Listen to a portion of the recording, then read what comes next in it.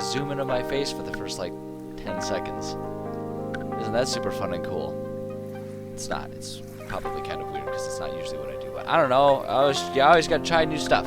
Gotta be trying new things, and like that's how you keep your channel fresh and all that kind of stuff. I don't know. I'm making shit up as I go. Whatever. Let's do some writing. That's what we're here for today. We're doing some world writing today. Feels like it's been a minute. I've been so busy. I've been busy. I missed it on Monday.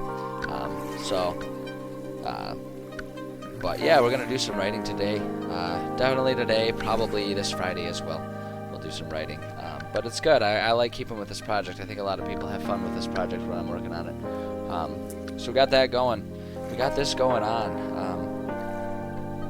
Yeah, we'll have to see. Also, schedule may or may not be changing in the next couple weeks and months and stuff like that. They're forever waffling over what exactly our work schedule and my day job is going to look like moving forward post-COVID.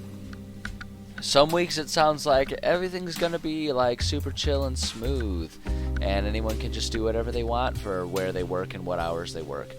And then some weeks it's like, no, we have to have strict break requirements and people have to be in this office this many hours, and they give us a whole bunch of ideas but never give us any answers. So the current ebb and flow of the tide of that one is that I will have to be in the office for like a full day as opposed to being able to be in the office for partial days. And if that's the case, then obviously I won't be able to spend a lunch hour doing streams, whether that's once or twice per week. I don't know. I don't know what to expect from it. I really don't. I think no matter what, the important thing is no matter what, I'll still be able to stream, but it's really going to impact what my streaming schedule is, and it's why I've been hesitant to like really keep like a posted obvious schedule for all of that, because I have no idea. I have no idea what to expect from any of it.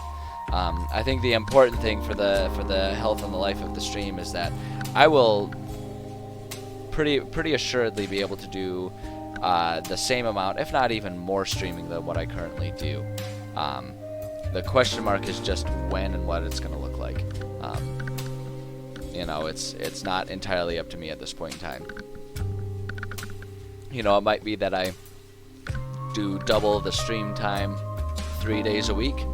It might be that I keep the current thing where I'm doing about 2 hours around this time per day, plus extra stuff when available. I just don't really know what to expect. I don't know what to expect. But the important part is that I do intend to continue streaming.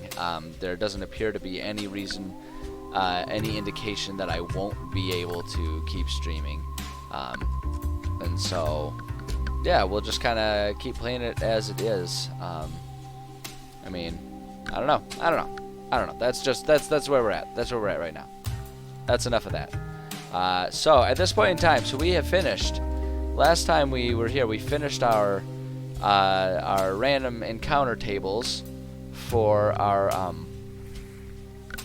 plains biome that we have in this world. And you know what? It would probably be good for me to pull up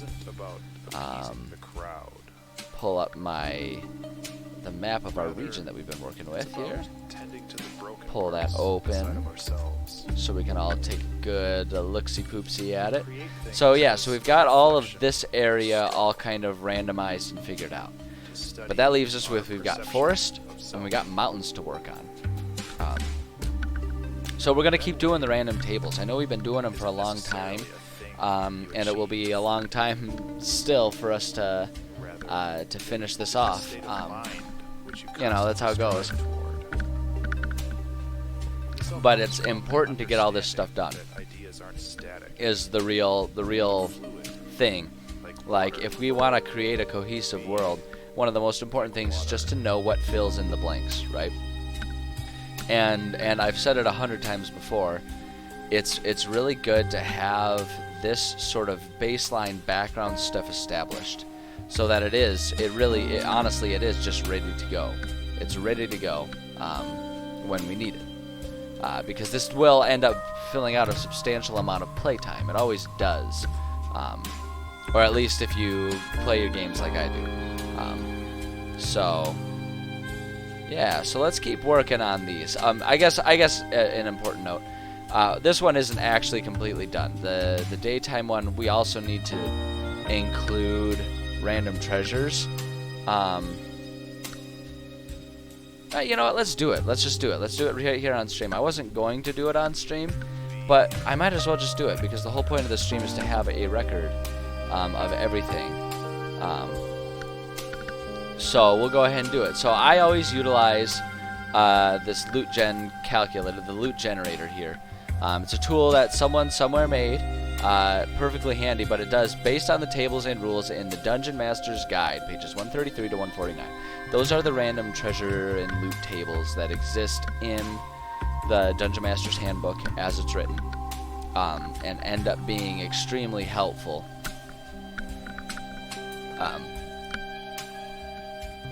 And basically what this does is it does the legwork and the randomness of that for you, so that you don't have to sit there and roll 100 dice, which is fun.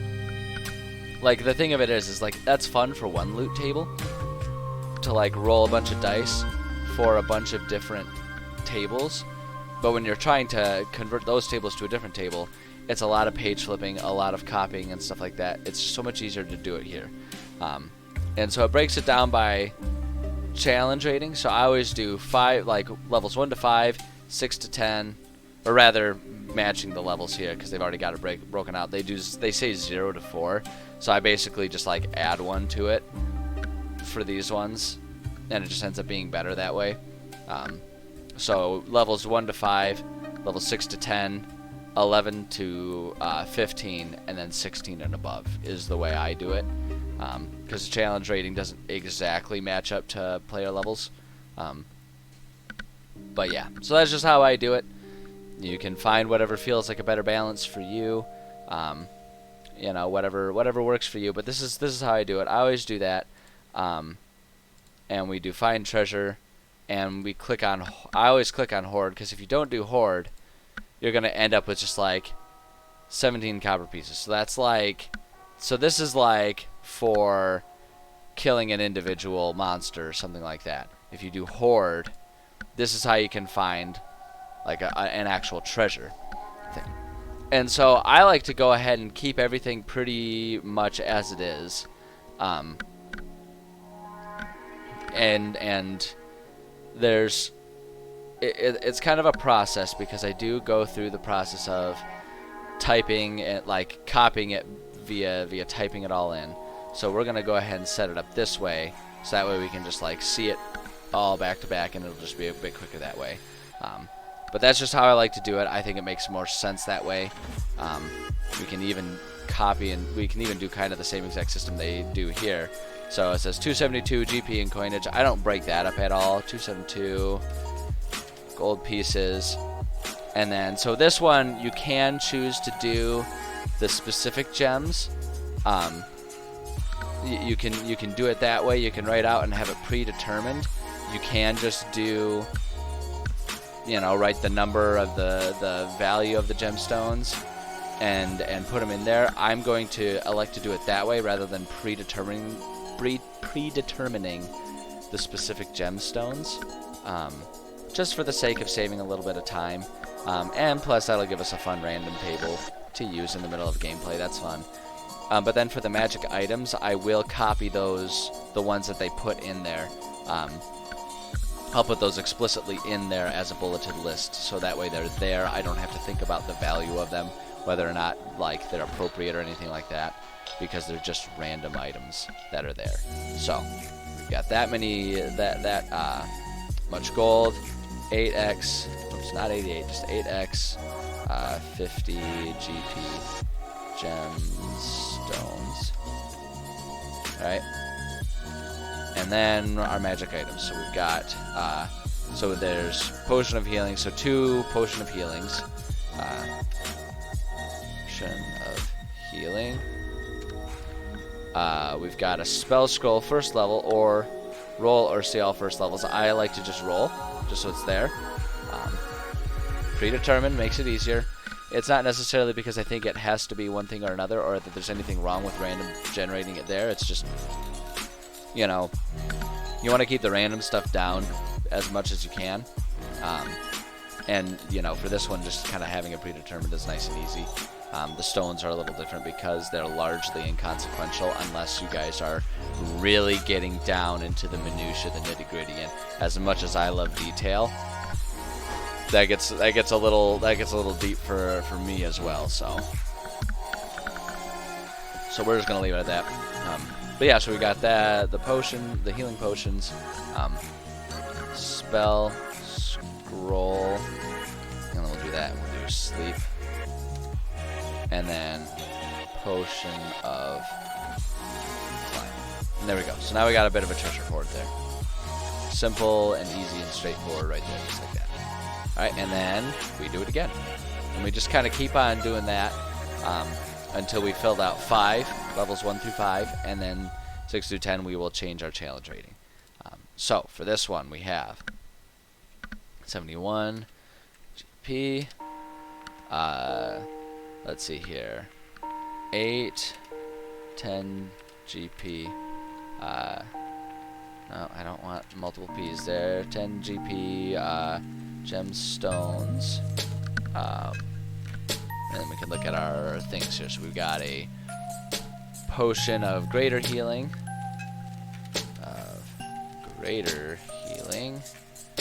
and then our last thing here is we do have a potion of resistance. We'll go ahead and roll that. Potion of force resistance. So we'll do exactly that. Potion of, no, not, man, I say it every time. Every single time I say it, I need to fix my P key here, but I never do.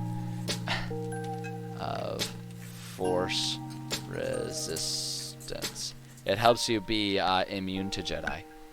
It's a really handy one if you're a Sith. All right, do it again. As simple as that. Very straightforward. Doesn't have to take too much time. It's just not very exciting for a stream, which is why I was thinking about not doing it. But hey, we're here, you know what, and it's going pretty quick. So that much gold. Got 4x 25 GP. Art pieces. We'll treat the art the same way we do the gemstones. We'll do the art, and so we can just kind of roll and grab those at the time, just to make it interesting. Or if I want to throw in something specific to the environment, we can of course always do it that way. So potion of psychic resistance here. Looks like it pre-rolls it for there. I wasn't paying attention closely beforehand, but we're gonna do potion of psychic resistance. Potion of greater healing. And then potion of animal friendship, which is, I mean, I'm all about that potion. Potion of animal friendship. That sounds like something out of like a kid's Saturday morning cartoon. Potion of friendship, yay! Alright, next one. Again, just going along, just taking care of it all. 203 gold pieces, and then 3 10 GP gemstones, yeah, and stones. There we go. Not all, and that's the thing too. That's kind of the fun part about doing a random. Not all of them are going to be like extremely lucrative. You know, some of them are going to be much more lucrative than others, and it may not even directly correlate with what the levels are. It's a random encounter. It's a random happenstance, which I think is fun, and I think most of my players have always found it fun as well. So 197 GP, and then we've got 11 50 GP gemstones. There we go. Simple as that. Simple as that. That one's a nice easy one. Nice easy one right there. Okay, so now that's our first 5 levels. So now for our second 5, for our levels 6 through 10, we are going to up this a little bit, so that way the loot kind of keeps up a little bit with them. But yeah, see, this is why we don't necessarily need to rush going up there, because we jumped from you know, like 750 gold worth of stuff to 5,000 gold worth of stuff. So the range jumps up a bit, but that doesn't necessarily have to be a problem, especially the way I run my games, where there's much more incentive for players to craft their own stuff rather than buy magical or special items. When you craft it, providing them money really just gives them the opportunity to purchase whatever materials they would need, and they still have to go through the process of crafting. So having an excessive amount of money won't really take away the balance of hard work to reward. You know, and so that's one of the reasons why I really like doing things that way. But as always, it's going to be up to you to figure out what the balance is for you and your groups. Always pay attention to your party and your group of friends and what you guys want. So 950 GP gemstones, and then this one rod of the Pact Keeper. That's interesting.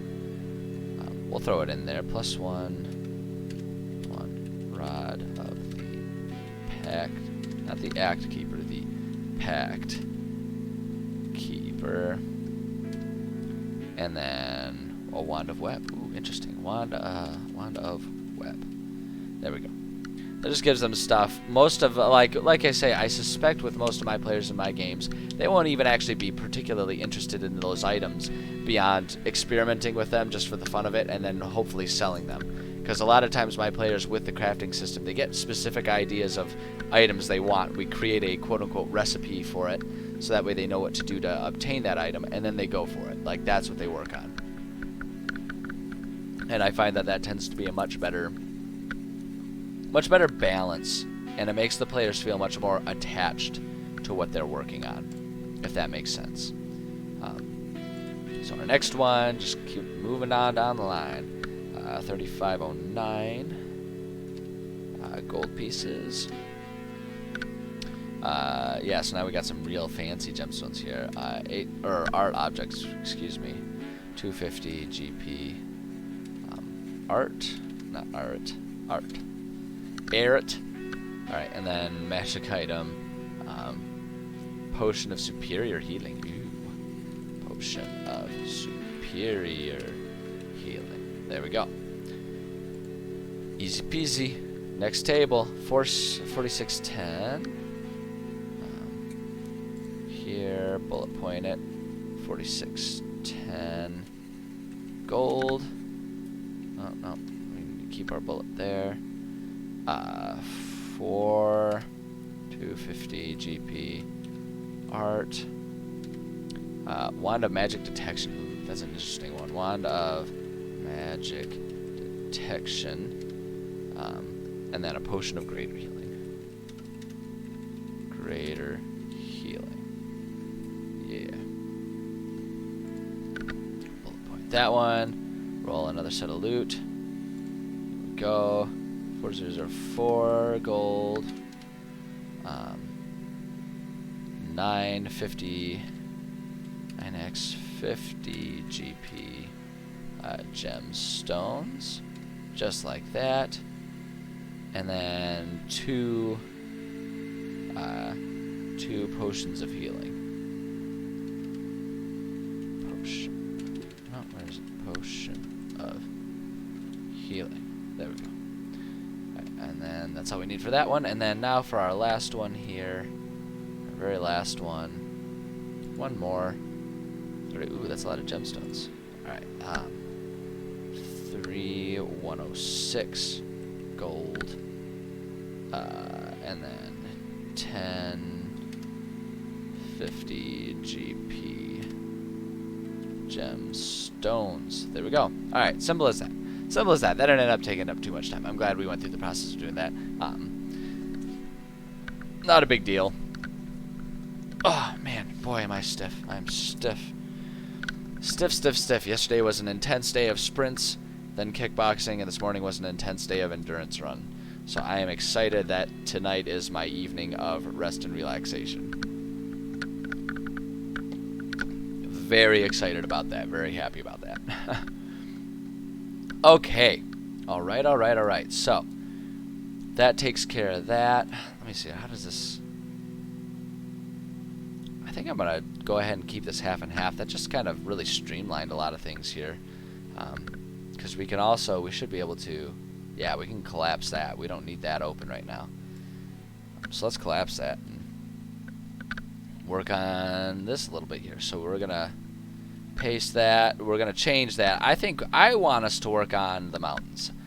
I am not entirely sure what anyone else in the world is thinking about, but I'm thinking the mountains sound fun to work on. So we're going to change this to say mountains, daytime, and this one will say mountains,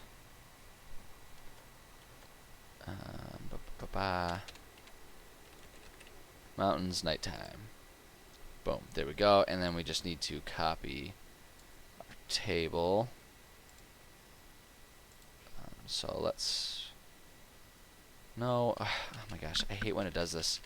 Sometimes, for some reason, sometimes it just will not copy it the way I need them to copy it. There we go. That got it there. And then we're going to, like I sometimes do, just go ahead and paste the next one there so that way we have our template in place. I don't have to go back to my template sheet and copy it from there. It's just a little bit quicker that way.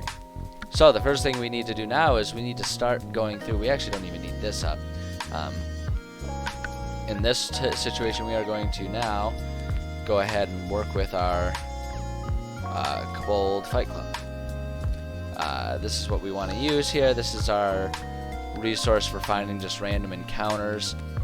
We can set the players in the level, so we're going to start with our level 1s.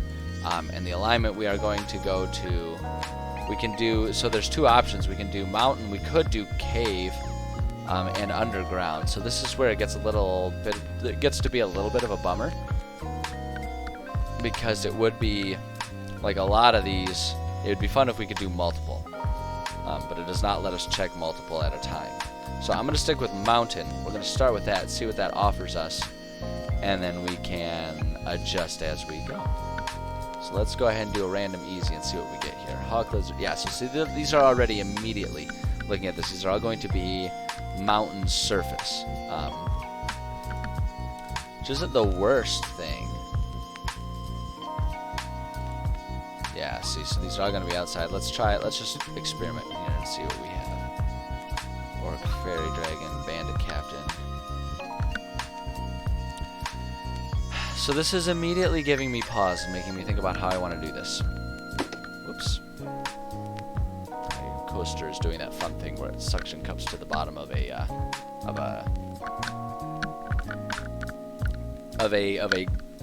beverage container that has condensation going on with it. Hold on, I need to turn my AC on because it is getting quite toasty in here. Okay, so what this is making me think is if we need to even further, for the sake of random travels, if we need to further subdivide this region into, we can do mountains and then do underground.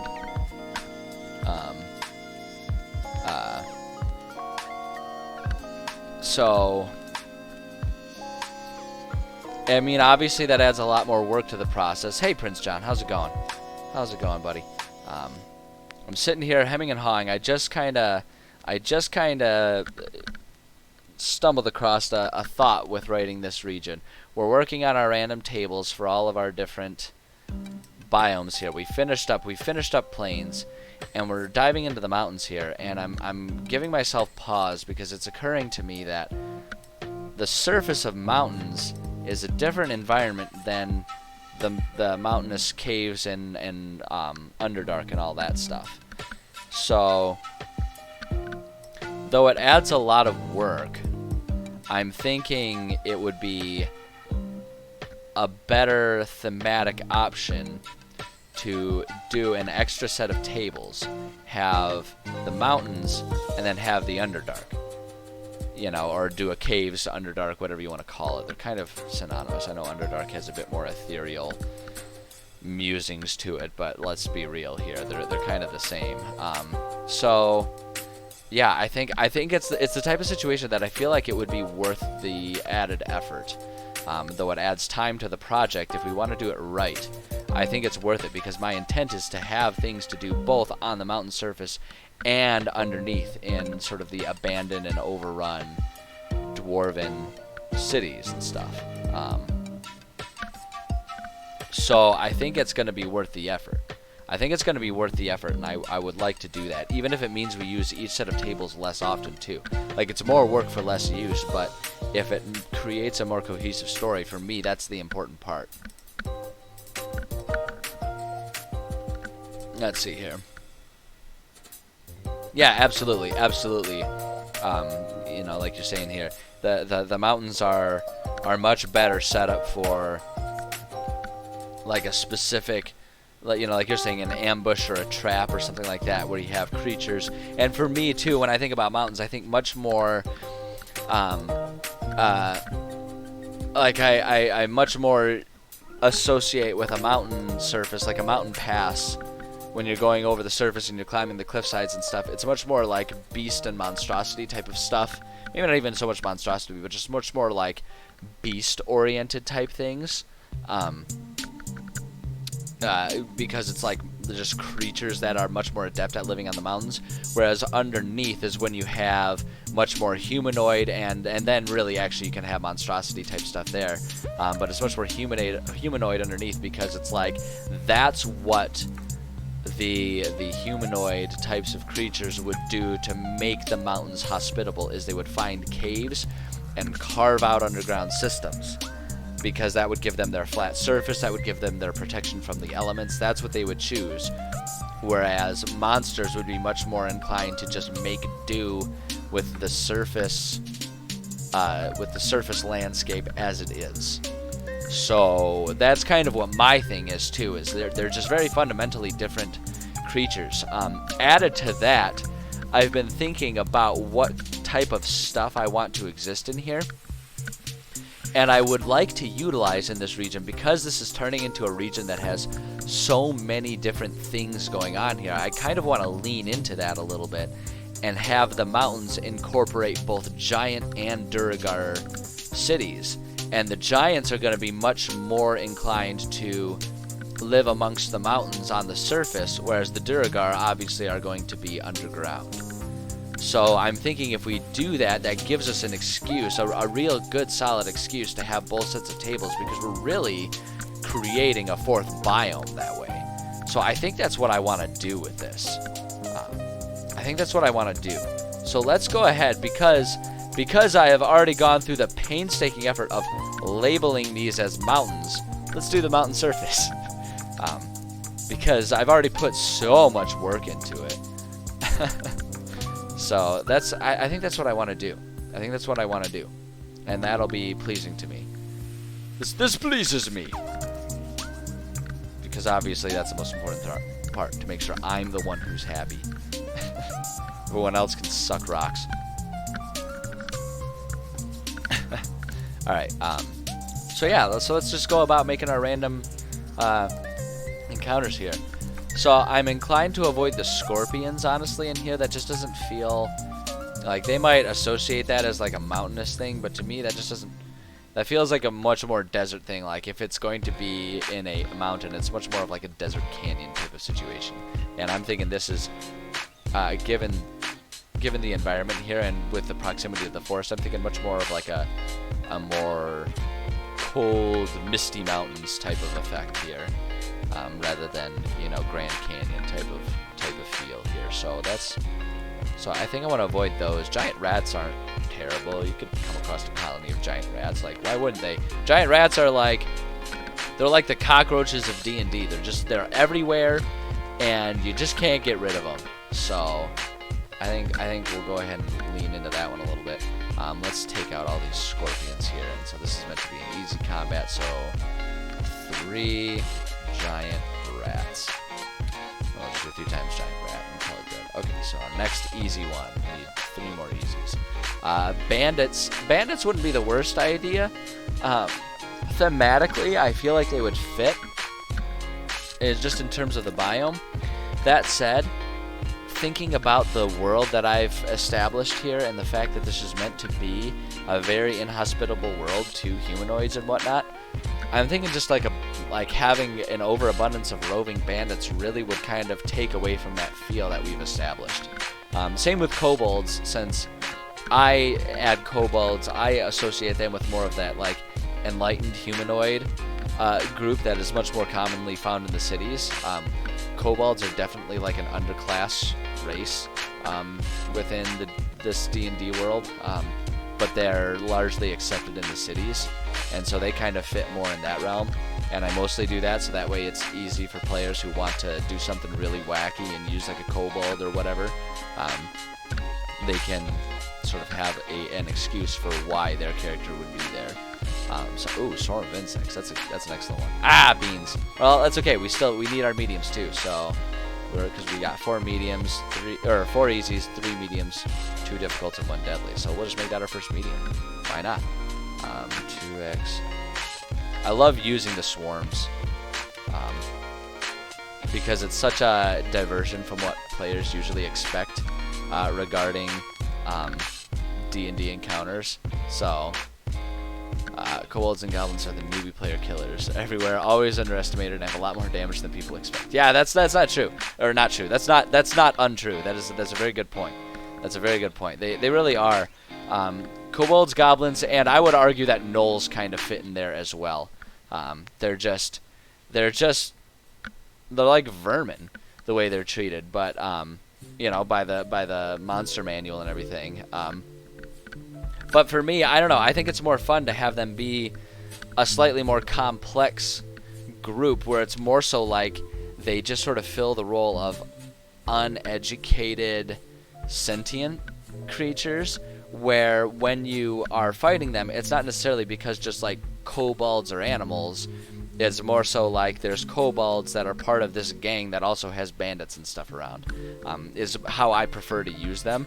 I just think it makes a more colorful, diverse world for players to enjoy, and it just, like I say, it gives excuses for players to try being those races, since they are permitted by, Adventure League rules and everything. So that's how I use them.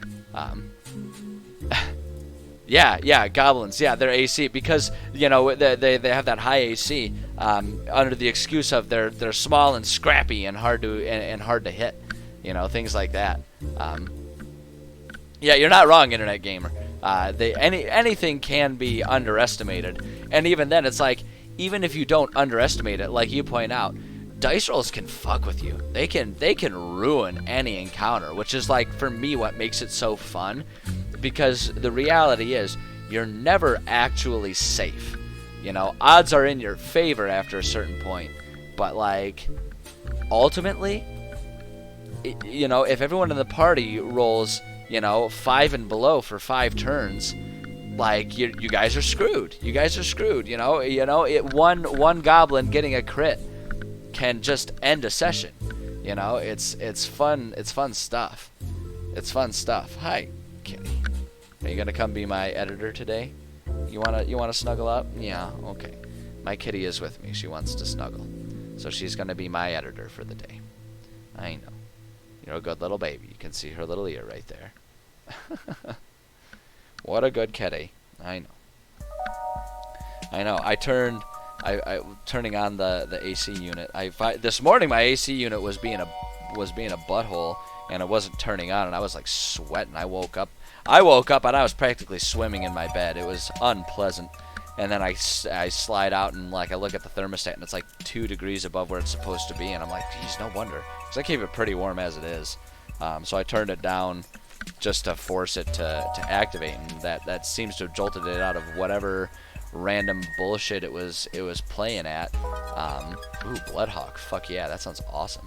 Just sounds fucking rad. I want to attack my players with Bloodhawks. But yeah, so we turned I turned it down just a little bit further than what I would normally have it, and I've left it there, and Kitty, I am forced by my biology to wear a fur coat all day, every day, has been quite happy with that decision. And as long as it doesn't increase our bill too much, I'm going to keep it that way. I'm a little chilly, but that's because I've lost like 45 pounds in the past year, and my body doesn't know how to handle having so little insulation. Imagine a 40 pounds worth of blankets and coats and socks on all the time, and then someone takes it away from you. I'm fucking cold at 80 degrees outside. It's ridiculous. 80 degrees Fahrenheit, that is. Centigrade, I'm dead. But this is America, and we have to be special, so we don't use metric. We use whatever random made up bullshit empirical stuff that we can find. It's ridiculous. I mean, it's the best way to do it because I'm a proud American and I think I'm better than everyone. How did I lose weight? I ran outside a lot. I was stuck working from home in my apartment and I was going insane. And so I started every day on my lunch hour, I went for a run. I got to the point where pretty much every day I was running like 5 to 7 miles. And I started doing that. And I lost probably about 20 to 30 pounds doing that. And then as COVID restrictions started getting lighter, once I got my vaccine, I started going back to my Muay Thai gym, which has really improved, which has increased further my ability to lose weight and be getting back in shape. So really, ultimately, what it comes down to is I found a way to make it happen. It was not easy. But I fucking literally sweated my ass off for it. And I'm quite proud of it. Internet gamer, like, holding a consistent weight, ultimately, as long as it's a weight that you're happy with, ultimately that's the goal. Like, I'm trying to lose weight because I'm trying to get involved in some amateur Muay Thai competition. So I'm trying to get myself down to a better walking weight for that. I've already used both of those. Ooh, bats. That's a fun one. Just do regular rats. We got giant rats, and then we got regular rats. We'll call them baby giant rats. 7x. Right. So like, I need to get myself, I want to be at a consistent weight that I can hold there, but it has to be lower than what I was at. I need to be at a weight that I can cut 10 to 15 down and be at a good competition weight. So I've still got some work to do. How much of that loss did I gain back in muscle mass? Not much at the moment because I've been focusing very hard on like fat loss. I've been really curating my workouts to that. I'm still largely doing that. Grix aren't a bad idea. Grix are not a bad idea. I will keep those in mind for sure. But yeah, so I haven't put much back on in terms of muscle mass. I'm going for endurance and speed right now. I'm trying to improve those with my kickboxing, and just trying to get lighter so that way I can weight cut to a competitive amount. I have started adding in some weight training 2 times a week to put a little bit on there, but I actually don't want a lot of heavy muscle mass because too much of that will slow me down. I need a certain degree of that to have power behind my shots, but if I swing too far in that direction, I'll lose a lot of speed. And at the weight classes I'll be competing at, it would be better to be quicker because most of the people I'm going to be fighting will be very skinny, lanky individuals that'll be faster, and I can have all the power in the world. If they're quick enough to dodge out of the way and then bop me in the nose, I won't be able to hold a candle to them. So I need to find the balance. So I haven't gained much of it back in weight, in muscle weight, and I'm hoping to not actually gain much at all in terms of muscle weight. I'm hoping to trade off after I get to a certain weight and then let it just sort of hold that in equilibrium is what I'm hoping to do. But it's all a process. And my ultimate goal is to be down from where I'm at right now another see you, kitty. Another like 18 pounds by the end of this calendar year is what my goal is right now. So we're still largely on fat loss. I think I can probably get there within like 3 or 4 months, and then after that it'll start being, find that equilibrium, cut a little bit more fat, and put on a little bit more muscle. But it's all a fluctuating process. especially when you're going for. No, I don't want yuan teas. Fuck yeah, just swarm them with lizards. Excellent. Um, lizard. There we go. Yeah, it's all a living process. Something that takes a lot of hard work and a lot of focus to keep with. And I'm honestly I enjoy it. I'm kind of on a diet. I have tried a lot of like the more gimmicky diets in the past, to varying degrees of success. But what I've ultimately started doing is I just do calorie restriction. You can eat whatever the hell you want as long as your calories are there. And the thing that you find is that you're incentivized if you're actually really exercising heavily like I am, because I exercise between up to 2.5 to 3 hours a day of elevated heart rate between all of my between all of the different workouts that I do, because I usually do 2-a-day workouts. Mornings are conditioning, and afternoons I do 3 days a week I do Muay Thai, and then 2 days a week I do rock climbing, just because it's fun and I love it. So with as heavily as I'm working out, I just combine that with calorie restriction. And what ends up happening is, for the sake of feeling like I have fuel in me, I have to have very nutrient-rich foods, and I like nutrient-rich, calorie-light foods. So that way I can feel like I'm actually eating enough that my body isn't physically hungry all day long. So it ends up balancing out that my diet ends up being very healthy, because that's just the smartest way for me to pack in the calories and feel fueled throughout the day. Because as long as you have the right amount of calories, you can be fueled. Or if you're doing like I'm doing with with calorie restriction, you end up using your stores. That's the important part. So it's like, in theory, and it's been tested, and you'll have other health issues, but in theory, you can eat nothing but Pringles, and as long as the calories stay below, you'll lose weight, because calories are the fuel, and if you don't provide calories, your body will take them from where it has it stored. And so there are ways to eat certain things, to eat certain things that will encourage the use of this, that, or the other fuel type within your body, which is to say, to encourage the use of fat stores as opposed to muscle stores, and that's where eating a healthy, balanced diet comes in. But yeah, ultimately, I just do calorie restriction and try to eat healthy. So like I do home-cooked meals at least 5 days a week, typically more often than that, but at least 5 times a week. And a lot of that's more of a financial decision, that I make myself do that. But in terms of time, it's hard for me to do it, so I do a lot of meal prep, and then I just eat leftovers of those home-cooked meals. But I'll do that, and then every day I make myself a pretty nutrient-rich fruit, veggie, and protein powder smoothie.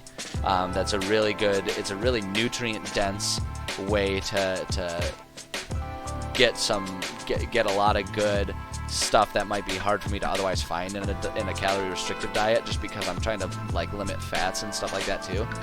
So that can be a really good way to do it. So I do that, and then about 1,000 calories worth of home cooked meal, and then based on what my calorie needs are for that day, because I fluctuate how many calories I have, so that way I can enjoy and indulge a little bit more on weekends and have a good weekend and be able to go out to eat with people and stuff like that. So that offers me a leeway, and the rest of that is just kind of filled with whatever I'm in the mood for. A lot of times I'll do cereal and stuff like that. It's not the healthiest, but at the same time, they do fortify it with a lot of vitamins, and so it ends up being a good way. So that's kind of what my current routine is, and it works. It works. I encourage people to try it, but the fact is everyone's body's going to be a little different. So it's really up to you to experiment and find things. The only thing that is consistently true is ultimately your calories are going to determine if you lose weight. How you restrict those calories will determine how healthy you are. Like I say, if you're doing a vegetarian diet or something like that, that's fine, but you still have to pay attention to calories and nutrients. You still have to do that. But that's why I elect to not do a special thing. Just because that way I'm free to eat whatever I need to eat to get my nutrients, and go from there. Let's see here. So yeah, I mean, and the other thing about it too is you just have to accept it's a lot of hard fucking work. It is not easy. It's never going to be easy for anyone. It's never going to be easy to get it done. Like, that's the thing that you just have to understand and expect and accept. If you wanna see those physical results, you have to put in the work. And that honestly, the thing is most people, I find that most people, that's the kicker for them, which I think is too bad. But most people, it's just more work than they're willing to put in. And if that's the case, so when you have your answer, and you can stop worrying about your weight and everything because you've found your answer, that's your cutoff there. You're not willing to make this, that, or the other sacrifice, and that's neither right or wrong. It's just, rest assured, that's how you're living the life that you want to live. And if you're not satisfied with that, if you're still unsatisfied, if you're like, oh, I wish I were stronger, oh, I wish I had less, body fat, oh, I wish I were a faster runner, whatever it is, if you still feel that way after not making the sacrifices, well, then there's your cue that you need to make the sacrifice, And that's just what it comes down to, and ultimately that's a very individual, personalized decision. I can't tell you whether that's right or wrong. It's 100% up to you to determine that for yourself. And that's just kind of the end of it, really. Come on, how many can we do? Yes! 10 giant fighter beetles. That's an easy battle for a party of 5 at level 2. Works for me. Giant fire beetle. Yeah, you guys got me all worked up talking about fitness and stuff like that. I love discussing fitness and health. I absolutely love it. And a lot of the reason I get so worked up about it is because, I come from a family that doesn't really emphasize it. I was very overweight through high school. It wasn't really until college when I found Muay Thai kickboxing that I really got into fitness. And so it's still kind of for me, it's an important part of my life because it was something that I 100% found on my own. It wasn't something that was forced on me, and it's something that my life has improved greatly since figuring that out.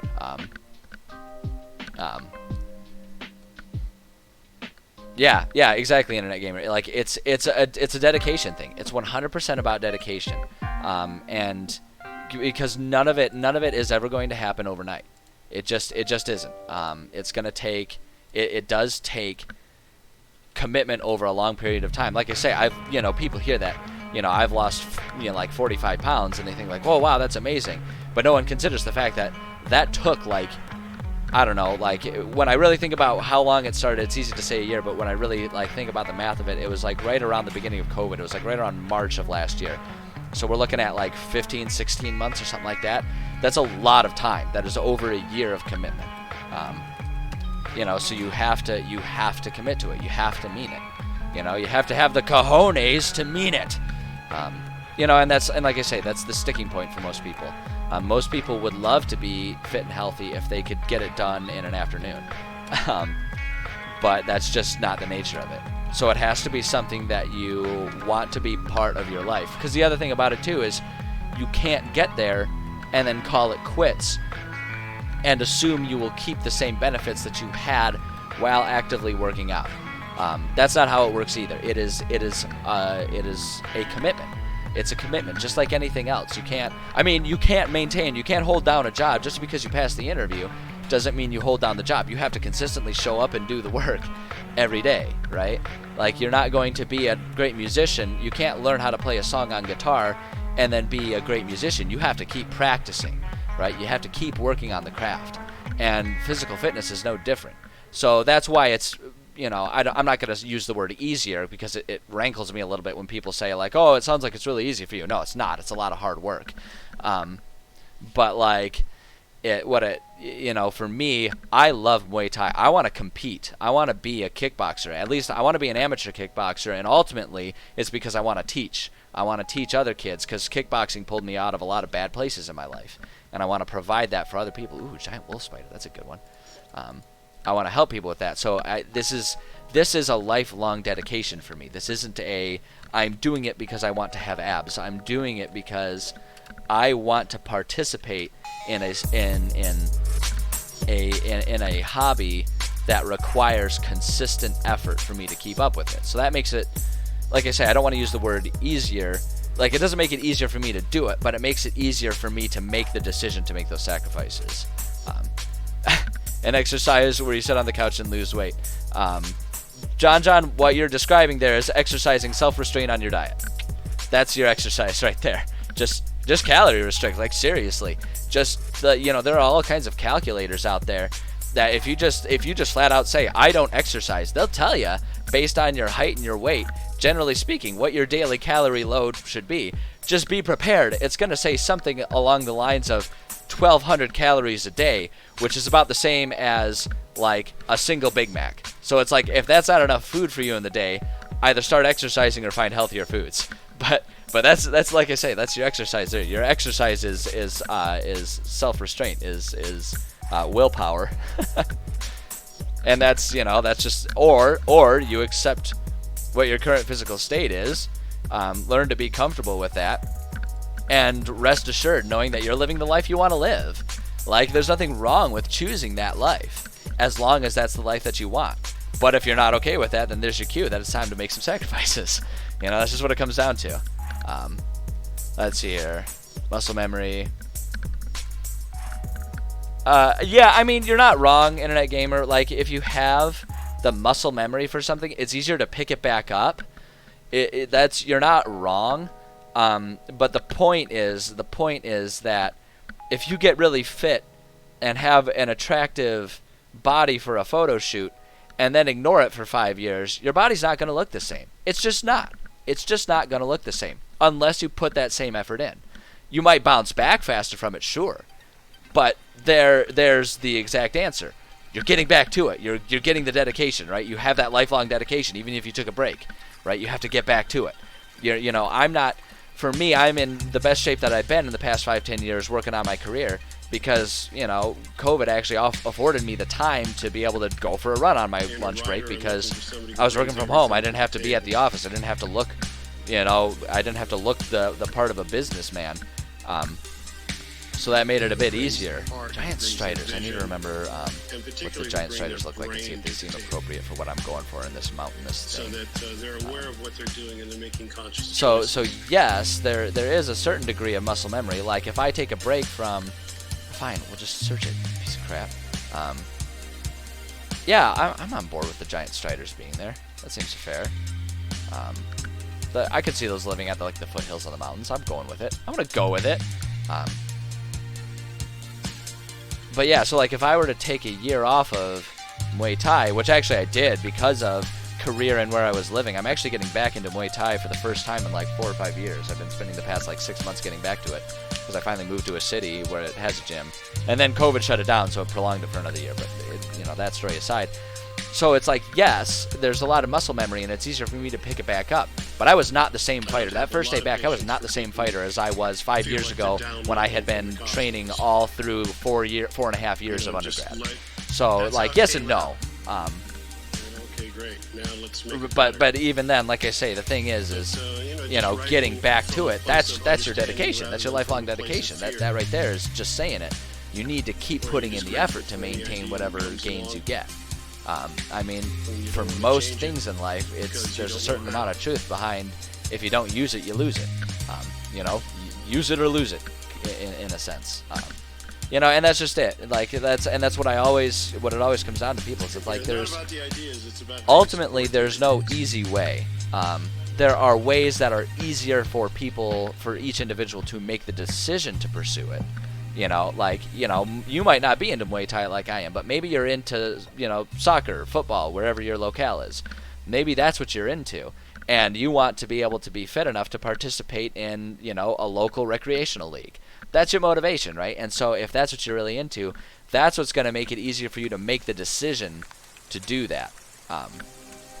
And that's just a very personal thing to have to decide. But that's just it. You have to make the decision to commit to it.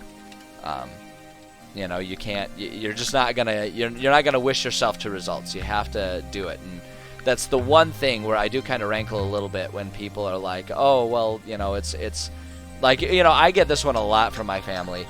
from my sister particularly, where she's like, oh, well, it's so easy for guys to lose weight. It's like, do you see how much effort I put into this? It's not easy. It's not easy in any way, shape, or form. It takes dedication. There are some metabolic differences that might make it so that the things that I do have better efficacy for me than it would for a woman. They have to change. They have to, just biologically, they have to pursue fitness in different ways oftentimes. That's true.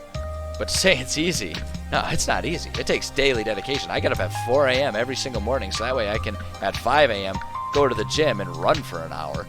You know, like, that's what I do now. I do that 5 days a week. Including on Saturdays. So it's like, it's not an easy thing. It's not easy in any way, shape, or form. You have to make the commitment. You absolutely have to make the commitment. I don't know, and I could stand on this soapbox all day, so you guys better find a different topic for me. Otherwise you're gonna hear the same old story, because I'm really passionate about it. You know, I think the thing of it is too. A part of the reason I get so passionate about it is I think people are capable of more than they realize. I think any one of you guys in the chat could be just as physically successful as I am, if you had faith in yourself. I think people are, that's just it. I think people are capable of more than they give themselves credit for. I think any individual could show the resiliency beyond what they believe themselves capable of, if they would just, be willing to make that commitment. And the case in point is at my Muay Thai gym, kickboxing. We're talking about like full contact, people get knocked out, kickboxing. There's a guy in my gym with cerebral palsy, and he fucking kicks ass, man. Like, he consistently leaves bruises on me. Like, he's made me see stars. The guy can punch like a truck, and he's quick, and he's doing that with a literal disability that he has to fight against, right? And he gets it done, right? And so it's like, so for me, that's why I get so fiery and passionate about it, because it's like, if your roadblock is that you don't want to, that's fine. That's 100% fine. But don't pretend it's anything different, Like, I think anyone is capable of making those sacrifices. They just have to commit to it. I think anyone could come to my gym and be as successful as me, even more successful than me, because it isn't about having natural aptitude. No one shows up and is an amazing, kickboxer. People have natural affinities for different things. Giant centipedes. I love the giant centipedes. I love that idea of like players walking through the mountains and suddenly just like centipedes crawling over and attacking them. But anyway, like no one who shows up at our gym on day one are ready to take on, Sensei over in Thailand. Like, the people that are successful aren't magically better than the rest of us. The people that are successful show up, and that's it. Like, they show up, well, not that's it. They show up and they put in the work.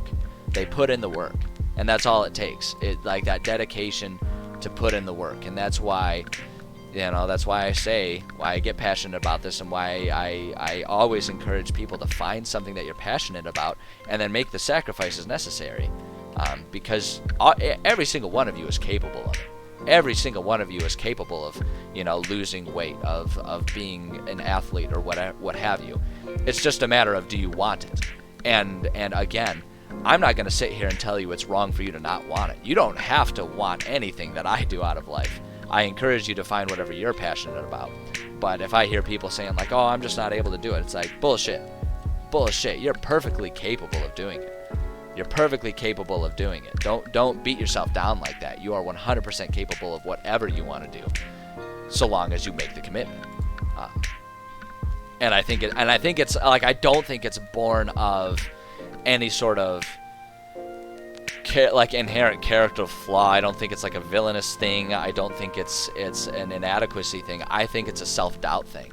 And the reason I say that is because that is 100% the reason why I was overweight and unhappy in high school. I had so much self-doubt. I didn't think I was capable of stuff. And then I found something that I found martial arts, which for me was motivating enough for me to say, I don't care if I'm bad at it, I want to get good at it. And boy howdy, here I am. I'm considered one of the I'm considered one of the more experienced individuals at my gym, you know, and I'm finding the success. I'm losing this weight because I'm just committing to it. So it's like any single person is capable of it. You just have to give yourself the credit and believe that you're capable of it, because the truth is you are. And I'll keep finding different ways to say like I say, I'll say the same point all day long here, because it's so true. It's so true. You know, people need to give themselves credit. People need to stop believing that they're incapable of things and start believing that they're capable of things. 6 giant goats. Can you imagine just going through a hike in the hills, and suddenly 6 giant goats just show up and like give you that look like you entered the wrong neighborhood, motherfucker? Can you imagine? God, that'd be terrifying. Good lord. Good lord. Yeah. Oh, we need one more heart. So what else should we talk about? I don't know. I feel like I've stood on this soapbox so long that it's like bowing on it's bowing on the planks that hold it together. I can keep talking about different aspects of fitness and training if that's what people are interested in, but I don't know. I don't want to bore everyone with the same exact conversation all day long. Bugbear wouldn't be too bad. Giant spider. Do we have giant spiders? We don't have giant spiders, at least not as a hard one. We can do that. We can do that. I'm going to just take 3 giant spiders. 3 giant spiders to something terrible. I don't know. I didn't think that bit through. I just kind of went with it. And about a deadly encounter.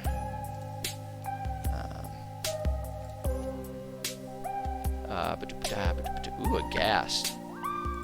Ghast. Okay. I get a lot of my undeads mixed up here. Let me make sure I'm thinking of the right one with ghasts. Yeah. Oh yeah. Mr. Gene Simmons here.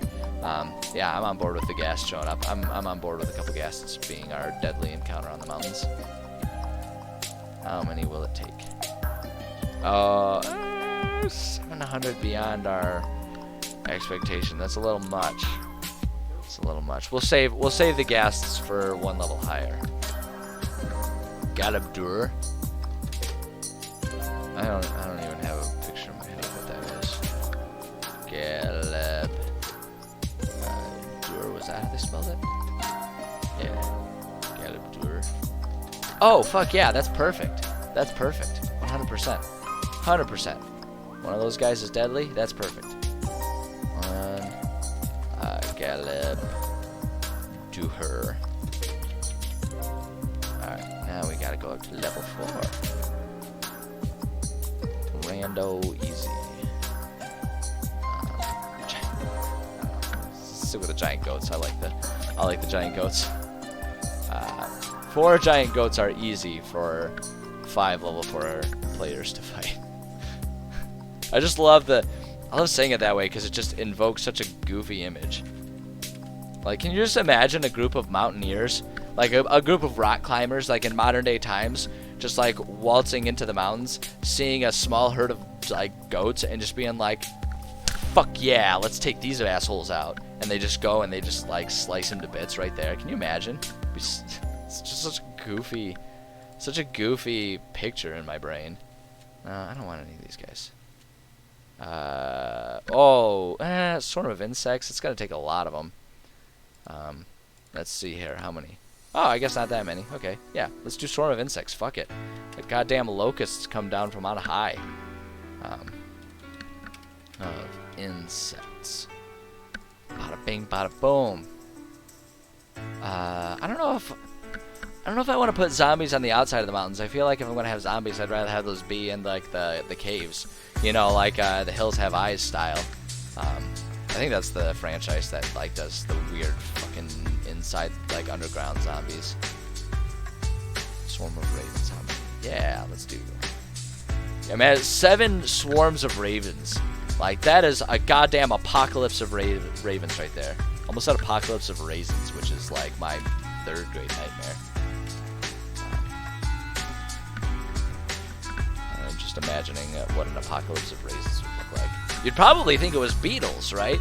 If it were like a tornado of raisins. Like, I would just think that beetles were coming in. Oh, is that what the Hills Have Eyes? I can't remember. I get a lot of my horror franchises mixed up. Because ultimately, they're all the same.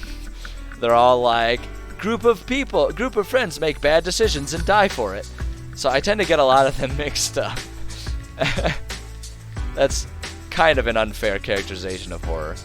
And that's not to say that I dislike horror, but let's be real. Like, there's a reason that Scary Movie franchise was so successful, and it's because it's very easy to make fun of the horror genre, because there are very specific tropes that they all follow. Yeah, but yeah, now that you're thinking about it, Hills Have Eyes, I think you're right. It wasn't zombies. It was like those weird deformed things that were like actively hunting them.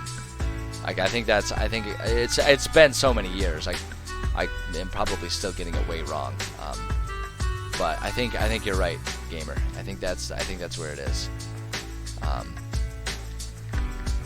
Oh, excuse me, that was rude. Oh, that one didn't even feel good either. You ever have those burps that just kind of like sit in your chest, even though you've actually burped, like you just feel them sitting in your chest? Yeah, I'm living that reality right now, and I don't like it. Okay, 10 giant lizards.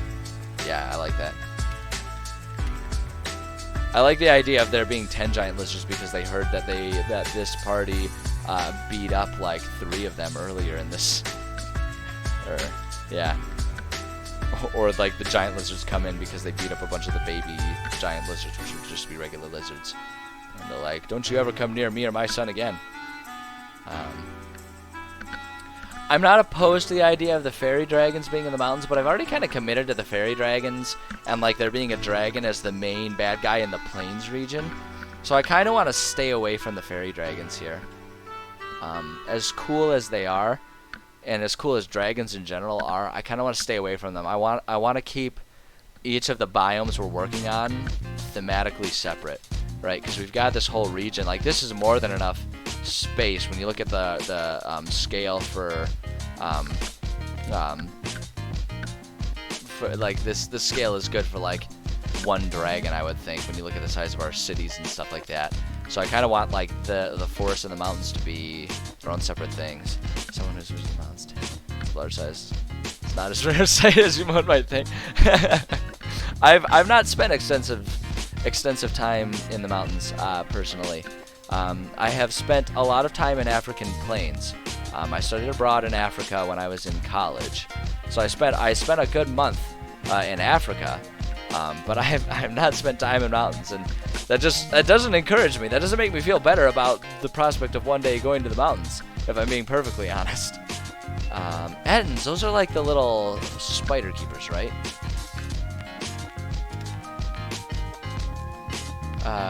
Oh, no. What am I thinking of then? I actually like the idea of this guy here. He feels like a deformed giant type of thing, so I'm gonna stick with it. Wait, 1 is easy, which means 2 are gonna be deadly. Okay, well, hold on a second. And 2 Ettins are of medium difficulty, so for level 5. So we're just gonna preemptively put that here. X 10. See now though, that's the thing though, gamers. Now it begs the question: when D&D says giant lizard, what's our definition of giant? Like, are we talking? Actually, you know what? We have the resources. Let's find out. Is that just a term they use, or is that like actually a thing? Is this a measured thing? A large beast. So if they're the large scale, okay, can be ridden or used as a draft animal. So we're not just talking like Komodo dragon here. We're talking like, would you rather fight a duck-sized lizard or a, you know, like we're talking about like a horse-sized lizard here. That is terrifying. When you think about like how sturdy and immovable a lizard is, like just think about a single iguana, like how hard it is to like how solid they are when you pick those fuckers up, right? Or if you just try to like shove a lizard off of like a big iguana off of a tree or something like that, like those fuckers hold on tight. Imagine one that's horse-sized. Jesus Christ. Like, yeah. No wonder they would live in the mountains. They would have to live in the mountains. It'd be the only place that could like support their weight. Like each step they would like sink into the earth if they were just on dirt. Yeah, that's true. That's true. Gators, you know, gators. Actually, the way they're describing it, like when you think about like the super crocs and stuff they find in like the Florida sewers and shit. Like we kind of have giant lizards, don't we? That's an uncomfortable thought. I don't like thinking about this. I'm gonna think about something different. Let's find a different monster. Giant centipede, much better. Much better. Much happier thought. Some of these guys would be a medium challenge. Alright, 10 giant centipedes are a medium challenge. You know, we all like to think that we would be the hero of like a D&D encounter or a D&D adventure. Any single one of us would get fucked up in the D&D world. Can you imagine? Can you freaking imagine? Like, just think about this. Like, think about this type of situation. Again, like, imagine if 10 crocodiles approached you and wanted to fight and were hungry and wanted to eat you, and it was you and 5 of your buddies. What would we do? Even if I had a sword, what would I do? Like, there's nothing I would do, because I would effectively stab one of them, and then 9 others would come in and rip my legs off. Like, there's nothing. The best option would be to put the tip of that sword and run into a wall and just finish myself off. Like, that would be the best option. There would be no other reasonable option at that point in time. Boy. Ooh, giant eagles. Do you suppose they'd fly me to the volcano? Probably not. Because they've got their own stuff going on. Snooty fucking eagles. Little assholes. It's like you couldn't take one afternoon. Fuck you. Fuck you. Frodo deserves better than you guys. Actually, no. Frodo's a little bitch. Samwise deserves better. I don't want to offer you that hot take, which isn't much of a hot take. I think most people are kind of on board with that. At least insofar as we can accept the joke. Samwise is the hero there. 5 giant spiders are a hard battle. 5 giant spitters. Spiders.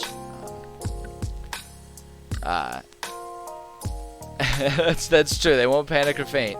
Yeah, I mean, okay, that's fair. If we received the training available to us in the D&D world, I'll grant. That's fair. If we're gonna actually entertain the thought of would we survive, then we would have the training. No different than how if someone in the D&D world were suddenly plopped into our world in the middle of a firefight, you know, like a Vietnam firefight, trench warfare or something like that. They would poop their pants, pass out, and maybe if they're lucky, not get run over by a tank. Like that's fair. So it's a fair comparison to say that we would have training. And so yeah, maybe in that situation we would have the gumption and we would be able to survive. That's fair.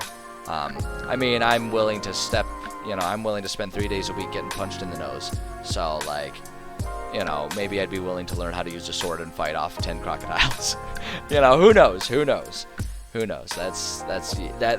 is a counterpoint that I'm willing to accept and adjust my mindset for. I'm willing to let that be changed. Ooh, a manticore. Manticore would be good. I'll accept manticore as an answer for what type of monster should my players have to face. 2 manticore. Boom, there we go. I always love the picture of manticores they have in here. Hold on. Just, oh god. Oh, it's so horrible. Like, there's nothing romanticized about it in you know, the Wizards lore. Wizards of the Coast lore. They didn't, like, they could have gone like full Sphinx with it, you know what I mean? Like, they really had the opportunity to give it the Sphinx aesthetic. You know, it's not exactly a Sphinx, but you get what the fuck I'm saying. Like, they could have prettied it up, but they didn't. Like, look at that fucker. He's got like rows of teeth and shit, and he's showing them off. He's got like fucking goddamn porcupine quills coming out of his mane. Like, God, they give him everything. Like, everything about him is pointy. And what's more, he's got a big fat fucking grandpa nose. Like, he doesn't even have a pretty nose. It's just, ugh. God, what a horrible creature. What a horrible creature. I don't regret feeding them to my players to kill. Let's see here. Yeah, fuck it. Let's do some giant eagles. Let's see. So one of the reasons that I'm kind of going through all the process of like, you know, rebuilding a lot of these encounters. This is, since we're just making a random table for random encounters that happen while they're traveling between actual dungeons and actual locations, it's much simpler to just keep it all as being one type of enemy, and it's just like a swarm or a herd of them, which is, you know, helps inform exactly what creatures I choose in a lot of situations. But it just makes it easier to build an encounter on the fly, to just have all of one type of enemy and have them take their turn as a group. It just makes it easier and streamlines the process a bit more. So just in case anyone's wondering, I know I explained that a lot, so if you've been here before, sorry for the repeats, but if there's anyone new watching live or watching the VODs in the future, this is fun. Like, it's like in the present, I'm talking to the future. Anyone who's watching the VOD, you know, just so that way people understand what it is that I'm doing here. Because otherwise it seems like I'm just kind of arbitrarily removing. Like, it would be like, what's the point of using the random generator if I'm constantly changing things?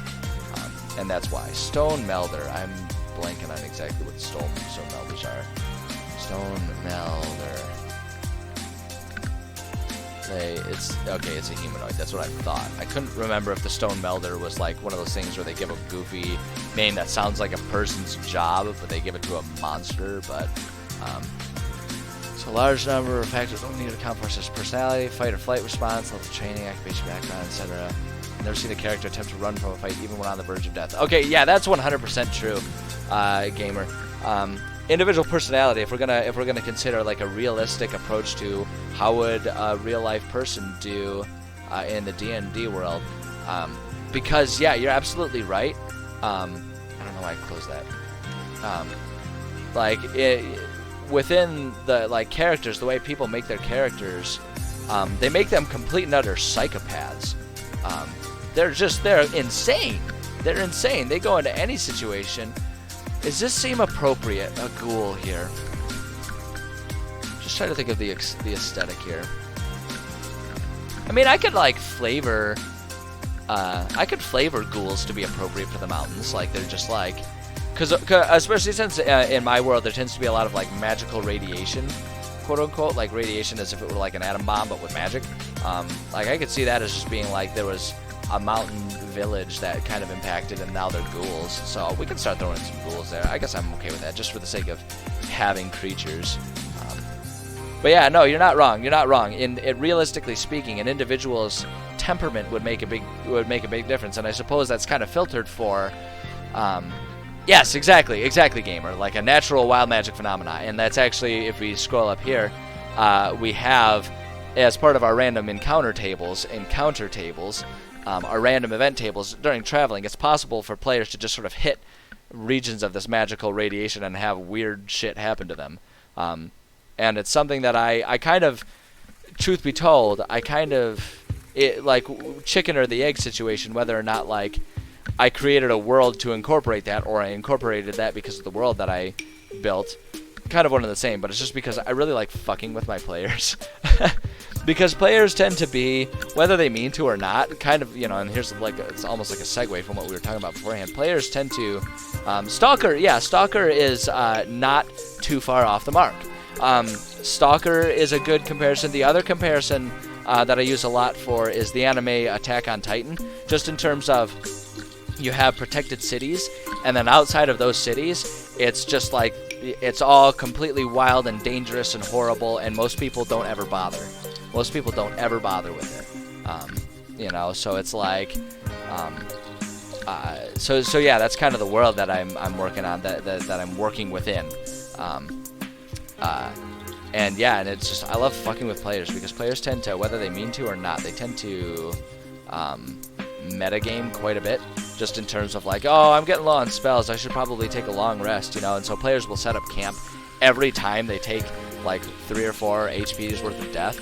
So I love having the magical things in there, so that I can be like, it's just magic, like, you know, you're in a world of magic, so magically speaking, you have this handicap that you have to deal with now. Like, no, you can't just sleep it off. Like, you have to find magical means or wait 4 days for it to go off. So what are you gonna do? You know, like, I like to do stuff like that, just so that way they can't just cheeseball their way through and always be at full health every single time they encounter something. You know, I like to make it so that they have to actually consider trade-offs. Like, oh, you're either going to have to rest for a long time, which is going to change the nature of your mission, possibly force you to fail it, or you're going to have to learn how to live with this and find a way of going on with, you know, even with this handicap. So, real estate agent, high-level rogue.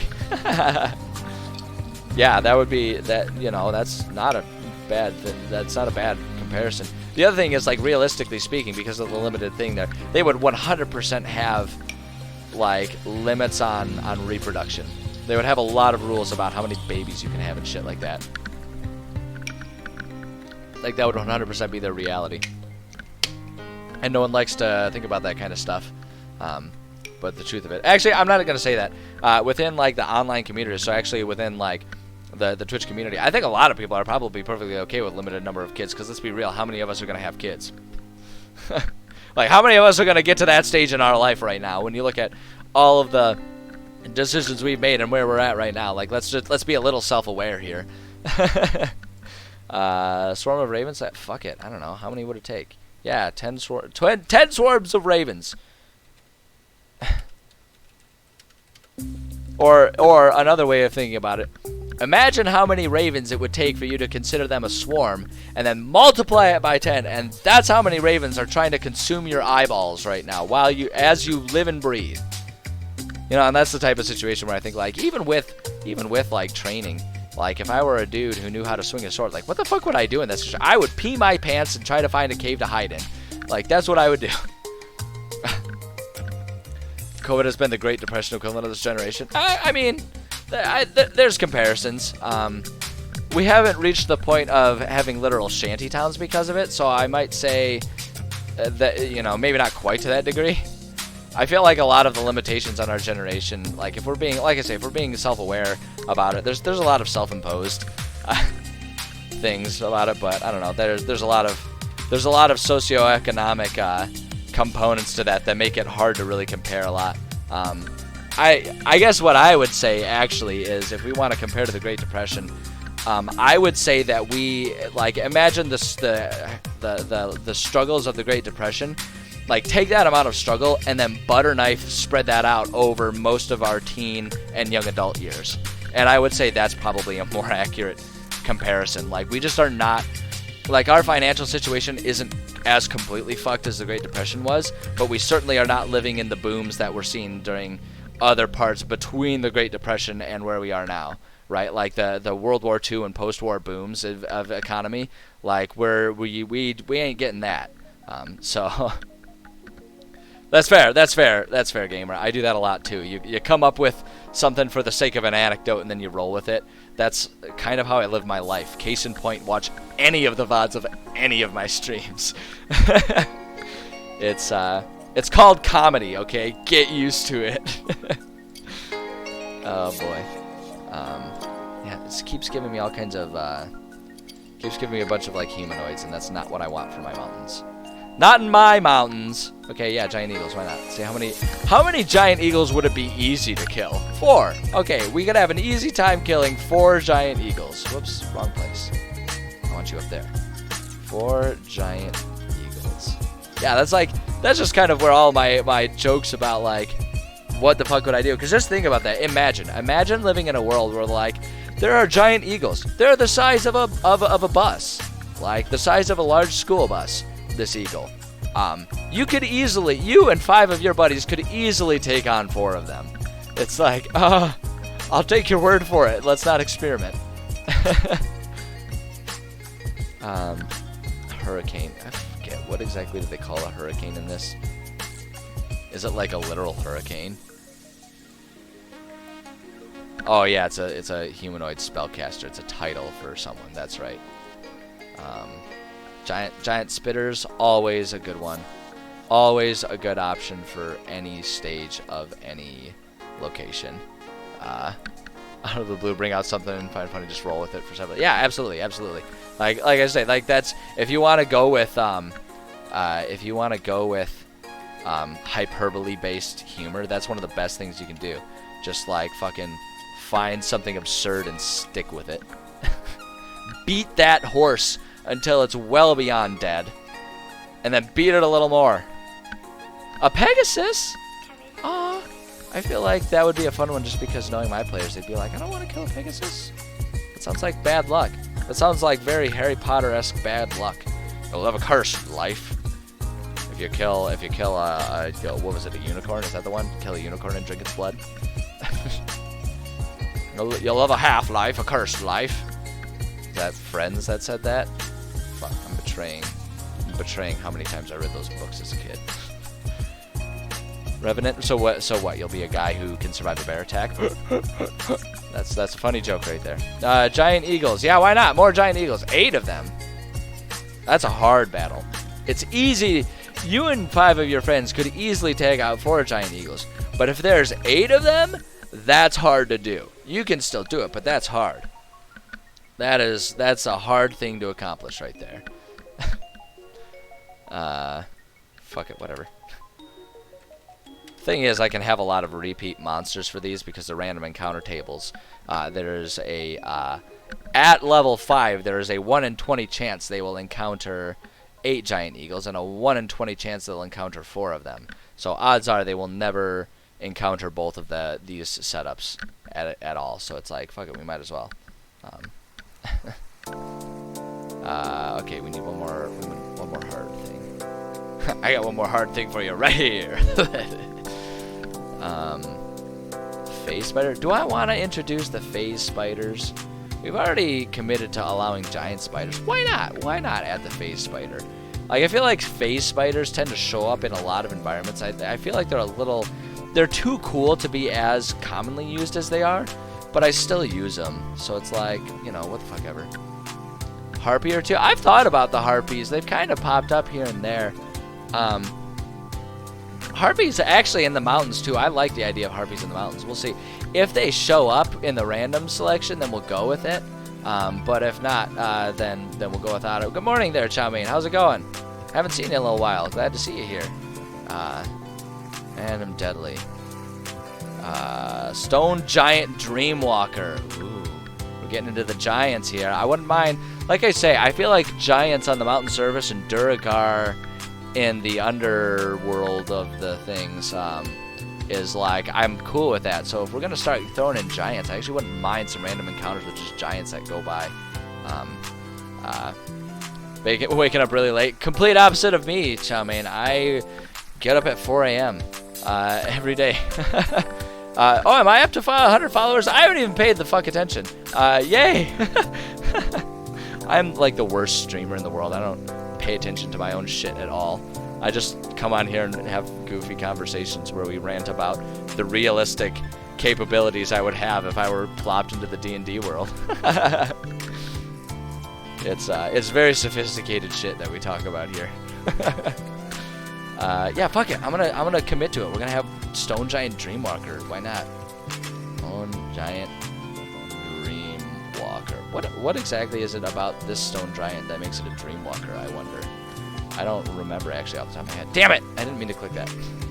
Stone Giant Dreamwalker. Is that just like a shaman version of a Stone Giant? I'm assuming that's what it is. Yeah, it's just like a shamanistic version of it. Like, fuck it, yeah, that's great. Why not? It's a random encounter. I probably won't ever see it, so great. Alright, random easies. Random easy. That sounds 100%, gamer, that sounds 100% like a book that Max Brooks would write. Being transported into Minecraft. 100%, I believe that. I actually got to see him. I got to go to a lecture by him. When I was in college, he came to my university and gave a talk about what one should do to survive a zombie apocalypse, and he actually did a really good job of specifying it to the environment and the location where the university was at.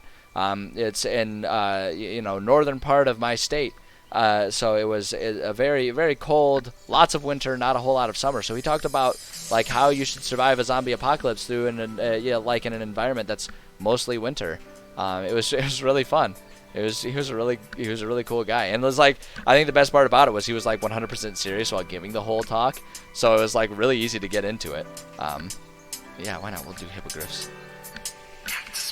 Yeah, it was. I dig on Max Brooks. He's a cool dude. He's a cool dude, and I appreciate him.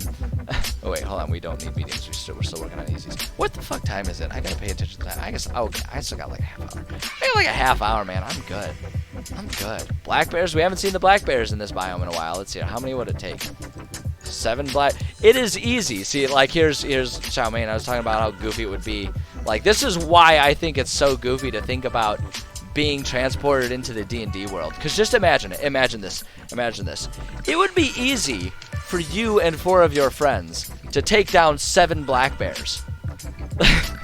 Like, just think about how that sounds. It's so goofy, you know. And then Gamer offered us the counterpoint of, well, if we grew up in that environment, we'd be trained to handle those types of situations. So that's a fair counterpoint. It's a fair counterpoint, but it's just such a goofy thought experiment. It would be easy. It would be easy for you and 4 of your friends to take down 10 crocodiles. It would be easy to do that. And it's just, it just sounds so goofy. But it would be hard for you and 5 of your friends to take down 8 giant eagles. 8 eagles the size of a bus. It would be hard for your friends to do that. It's just so goofy. Giant spiders. Here we go. See, like this. Here we go. Let's see. What's our number? It would be easy. It would be easy for you and 4 of your friends to take down 4 car-sized spiders. That would be easy for you to handle. Spider. It's just, it's so funny. That's true. That's, yeah, but see, again, Gamer, you bring up a good point. We're talking about at level 6 here. So at this point in time, we're talking about me and 5 friends who have spent the past maybe year or so, you know, killing hobos on the street and collecting whatever they drop. Yeah, no, you're not wrong, Prince John. Giant spiders are deceptively dangerous. Like, you have to be more careful than you would expect when facing them. Yeah, exactly, Amber. It would be easy to take down 2 sedans. That's kind of what it feels like saying. It would be easy for you and 5 of your friends to blow up 4 cars that are trying to run you over. Oh my god. Yeah, I've had plenty of player deaths. I've had a lot of unconscious players too, like the giant spiders and stuff like that. Cause the thing about it too is you throw like a single giant spider at a group of players who have never played before. You throw that at them, so they just don't really understand. They don't really understand what D&D is, and so they don't know what to pay attention to, and they get themselves in trouble pretty quick. But yeah, here we go. So at level 6, yeah. So at level 6, still, it would be easy for you and 4 of your friends to take down 5 bus-sized eagles. Oh boy, that's so goofy. It's just so goofy. Ooh, giant striders. Yeah, let's do that. I like the striders. They're like, so like, okay, giant striders. It would be easy. Actually, we need medium. So now we're up to the medium difficulty. So it's like, it would be challenging, but possible, for you and 4 of your friends to take down 7 ostriches. Like, can you imagine? Have you ever seen an ostrich up close? Those things are terrifying. I would never try to fight one of those bad boys. Because the other thing about them, they're psychos. They're psychos. Yeah, exactly. 7 of them. It would be a challenge, but you could get it done. Is what D&D challenge ratings are saying. That's what they're saying to me. Didn't Australia lose a war to emus? You know, it's hard to say, just because I assume that Australia is constantly in a power struggle with some form of wildlife. Not that I've ever been there, I can't say, but Australian wildlife wants to kill you, and they're just waiting for the opportunity. My understanding of it is, hold on, we want mediums. Let's see here. Australia lives on different rules of wildlife than the rest of the world does. There's something quite interesting about it. Do I want to do whites? Let me just refresh my memory. What exactly does a D&D white look like? Yeah, I almost want to save the whites. I feel like they would be better for the underground in the mountains. I feel like they'd be more appropriate in the caves and stuff. That'd be more interesting. So, Ghast, though, we've already established Ghast could be there. Let's do that. Let's do the Ghasts. How many Ghasts would be? Yeah, medium. Okay, so 4 Ghasts. Oops. Ghast. It's like a snake Ghast. Throw a Hydra at them for a hard fight. I enjoy Hydras. I actually like to save Hydras for like boss fights if I can. Think about Australia's just D&D. Okay, I'm on board. Already with those first 2 sentences, gamer, I'm on board. I'm on board for this thought experiment. Let's see it. They have it all. Dangerous daily encounters with wildlife that is their equal in size and things that are smaller. So we throw, yeah, like, yeah, I mean, you're not wrong. You throw in some magic and it'll be there. So I mean, essentially what you're saying, gamer, and I feel like I can, at least from an outside perspective, get on board with this. Basically, all they need is a nuclear fallout to make things extra weird and add the monstrosities and the quote-unquote magic to the mix, and you're not wrong. You're not wrong. That whole island there. Yeah, no, I'm on board. I'm aboard. I'm on board with that comparison. Anyone from Australia is welcome to welcome to counterpoint that if they feel it's necessary. But joke's on them. I don't think anyone that fits that bill is here right now. So, haha. You know what? Yeah, that's true. That's true. They've got guts. That's, you know, it's getting better and better. Like it's becoming a more and more convincing. Okay, which one of you said harpies? Here they are. We're gonna throw the harpies in there. How many? It would be, yeah. It'd be pretty hard. It'd be pretty hard for you and 4 of your buddies to take down 9 flying eagle people that simultaneously want to seduce you and peck your eyes out, depending on what lore of harpy you're working with. Although I guess harpies, they don't actually really do. Oh wait, hold on. Why did I go for hard? We only need mediums. So yeah, so we only need 7 to make it medium. So there we go. But then we'll, you know, fuck it. Why not? 9. It's a random table. They're extremely unlikely to ever encounter this many, and even if they are, it's a random table. So you just like hide behind that explanation. Just add lots of harpies. Go heavy on the harpies. Ghoul. What did the ghouls look like again? I get all of like the ghasts and ghouls and whites mixed up for what they look like. Wait, why am I spelling ghoul like an idiot? Because I am an idiot. The answer's in the question right there. What do we got? What do we got? What do these motherfuckers look like? Oh yeah, that's right, these guys. Yeah, I'm on board with the ghouls being there. How many does that take for it to be a hard battle? It would be hard for you and your friends to take down 9 undead cannibals. It would be pretty hard, but you could do it. Like, this how it sounds. It's so funny. It's so funny. I love it. I absolutely love it. Okay, let's get a deadly battle here. Gas. Yeah, how many gas? Why not? How many gas would it be? It would be okay. But despite all of you and your friends' capabilities, it would be a pretty deadly situation for you and your friends to face 7 weird undead tongue monsters. It would be a deadly situation. Here's where it gets really goofy. Oh wait, hold up, I did that wrong. Hold on. I still want to keep that as the deadly one. We need a little more hard battle. But okay, so here's what it feels like to me. It would be a deadly situation for you and your friends to have to fight 7 undead Gene Simmonses. Hey, fanboy.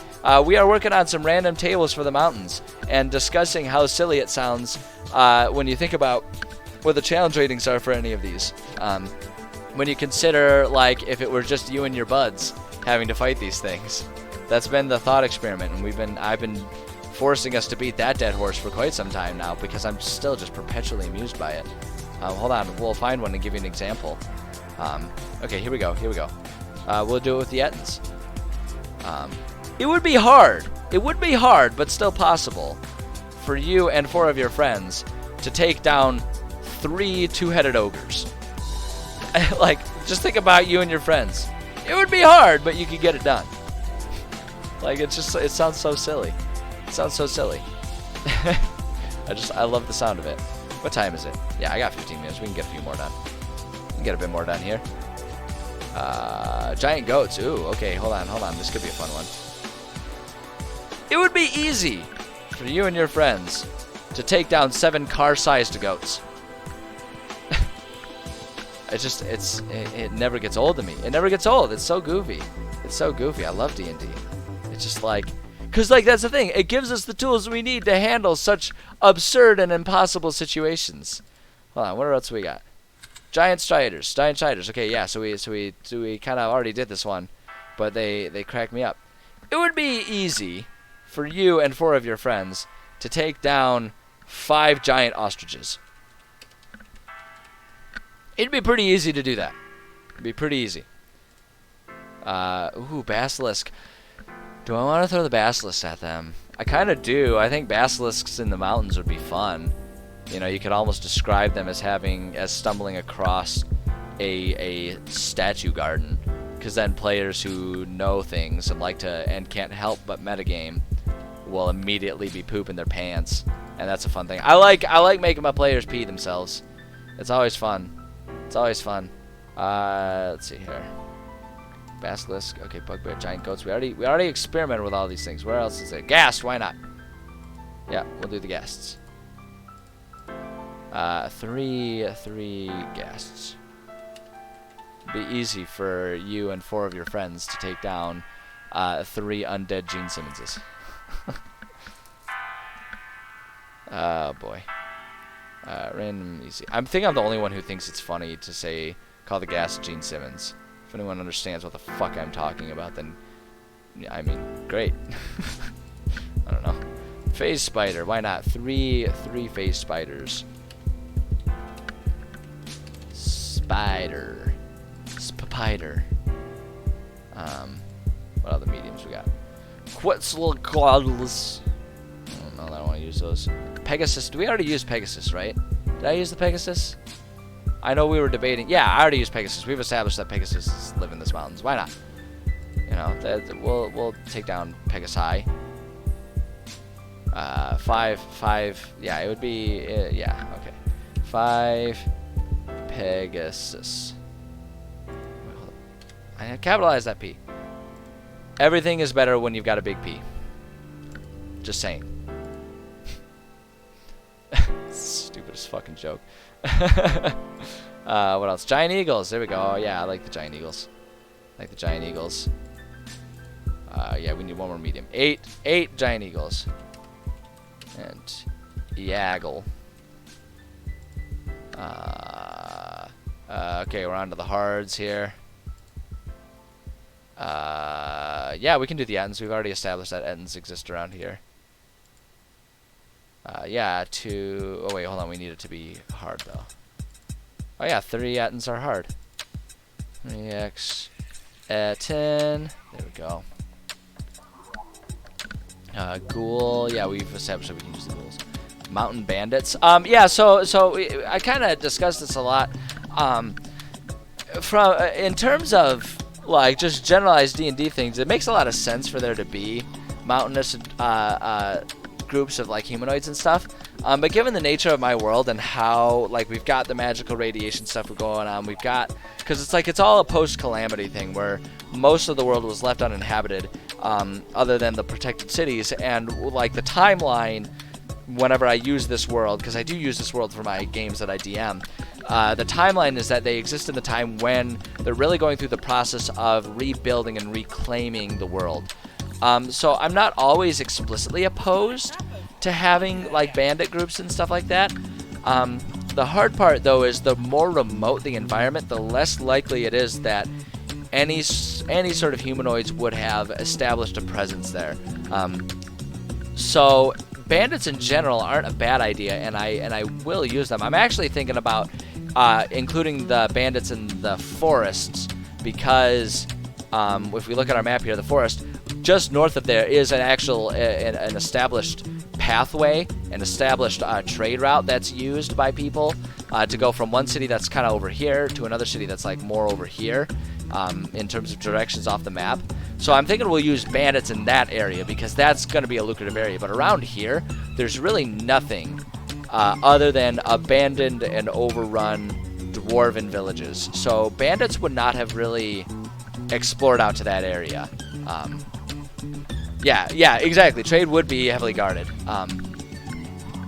Yeah, it would definitely be high risk for the bandits. Typically speaking, in my world, whenever there's a bandit camp, it's usually outlaws that are wanted and wanted dead or alive for crimes. So they figure they might as well go live out in the forests and everything like that, and then do what they can to try and find trades that either have trade caravans that have stragglers or did not spend much budget on guards, so that they would have an easier time pillaging that, and going for that. So that's why they're there, and it's not like they do exist, but it's not super common. But they do tend to be pretty hardened individuals, and that's just the nature of the world that I'm building. Yeah, why not? Let's use the Yeti. I don't know, it's not quite snowy enough to use Yetis in this environment here. So we'll have 4 basilisks. Basilisk. And now we need a deadly one. Because, yeah, as just a general, a Cyclops, that could be kind of fun. Could have that be kind of like a version of a giant that was heavily impacted by... oh wait, no, that's that experience. That adjusted XP is going to be not quite what we want there. Yeah, never mind. We'll save the Cyclops for later. But yeah, like they could be like giants that were exposed to a lot of magical radiation. We actually have Cyclops as a result of this magical radiation in a different part of my world that I'm utilizing for some of my players as we speak. Random deadly, venom troll. Werebear. We do have black bears. We could have werebears. But it's kind of falling into that same situation where they're just kind of two in between. Barghest. Which ones are the Barghests? Barghest. Oh yeah, those things. I don't know, because we just haven't established. I don't really want to use the Barghests. Werebear. Chief. Manticores. Oh, we could revisit our Manticores. Manticores. There we go. Yeah, 7 Manticores. I don't know. That doesn't really make sense, but fuck it. It's a random table. It's maybe they're just doing their regular, like their annual retreat where they all hang out and get drunk by the campfire and say it's for work. I don't know. Fuck it.